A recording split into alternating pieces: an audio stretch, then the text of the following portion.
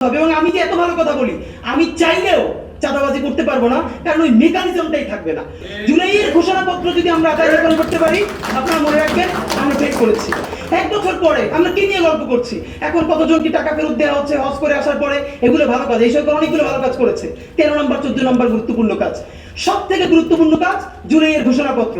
Number 2, সেই ঘোষণাপত্রের নিরিখে, গণ অভ্যুত্থানের নিরিখে নতুন বাংলাদেশ যে বলছেন সেটা কিভাবে চলবে, এই যে পার্লামেন্টের উচ্চপক্ষ নিম্নপক্ষ থেকে শুরু করে যত আমূল সংস্কার, সেইটার নিরিখে জুলাই সনদ, এইটা যদি শুরু হয়ে যায়, আমি আপনাদেরকে লিখে দেই, বিএনপি চাইলেও পুরনো রাজনীতি থেকে বের হয়ে আসতে পারবে না, তার দল ভেঙে যাবে, পারবে না। ইভেন এনসিপি আজকে যে কারণে বলছে, এনসিপি এখন পর্যন্ত পলিটিক্সটা ফুল ফেজ শুরুই করে নাই, এই জন্য সে বলতে পারছে। কিন্তু এটা তো সত্য কথা, আওয়ামী লীগের পুনর্বাসন ছাড়া এনসিপির পলিটিক্স দাঁড়াবে না। তো আমাদের স্ট্যান্ড কি?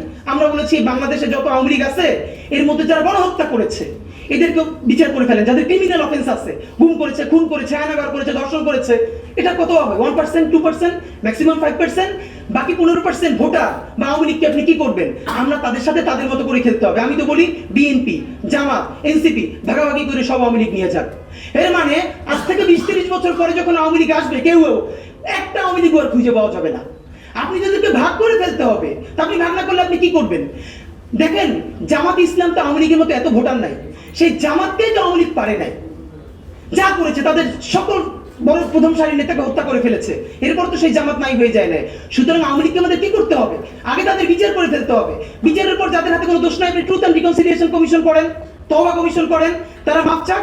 এরপরে বিএনপি নিক, এনসিপি নিক, জামাত নিক, সবাই ভাগাভাগি করে নিয়ে যান। কিন্তু এই তওবা কমিশনের আগে না। এবং রুবিনা আপা কি বলেছেন? রুবিনা আপা বলেছেন যে বিদেশে ট্রুথ অ্যান্ড রিকনসিলিয়েশন কমিশন হয়েছে, কিন্তু এর মধ্যে একটা কথা উনি বলেন নাই, পৃথিবীর কোনো দেশে সব জায়গায় মানে মেসকিলিং বলি, মার্ডার বলি, গণহত্যা বলি, জাস্টিস হওয়ার আগে কোথাও রিকনসিলিয়েশন হয় নাই।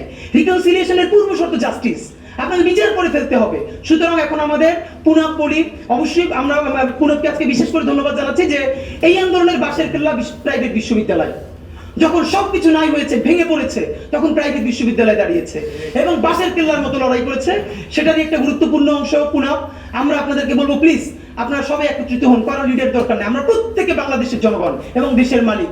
আমাদের একমাত্র কাজ, বিশ্বাস করেন, আমরা সবাই মিলে যদি এই জুলাইয়ের মধ্যে জুলাই ঘোষণাপত্র আদায় করতে না পারি, আপনিও থাকবেন না, আমরাও থাকবো না।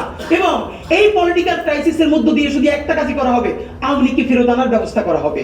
ঠিক তার আগে যদি আমরা সংবিধানে অথবা যেভাবে পারি জুলাই ঘোষণাপত্র, জুলাই সনদ দাঁড় করাতে পারি, তাহলে নতুন বাংলাদেশ যেটা বলি, এটার প্রথম ফেজ শুরু হবে। বিএনপি ওই সংবিধানের কারণেই নতুন পলিটিক্স করতে বাধ্য হবে, জামাত নতুন পলিটিক্স করতে বাধ্য হবে। এবং আমি যে এত ভালো কথা বলি, আমি চাইলেও চাঁদাবাজি করতে পারবো না, কারণ ওই মেকানিজমটাই থাকবে না। সুতরাং আমরা মনে হয় এখন যত কথা বলি, এই আলাপের মধ্যে কিভাবে আমরা জুলাই ঘোষণাপত্রের জন্য রাষ্ট্রকে ফোর্স করতে পারি, এই আলাপটা সবার আগে সামনে আনা দরকার। পুরো বাংলাদেশকে একত্রিত হওয়ার জন্য অনুরোধ জানাচ্ছি এবং সবাইকে বলছি যে আগামীকালকে যে স্লোগান শুরু হবে, তুমি কে আমি কে, রাজাকার রাজাকার, কে বলেছে স্বৈরাচার স্বৈরাচার, এই ধাক্কায় আমরা মসনদ পর্যন্ত যেন পৌঁছে জুলাই ঘোষণাপত্র নিয়ে 36শে জুলাই উদযাপন করতে পারি।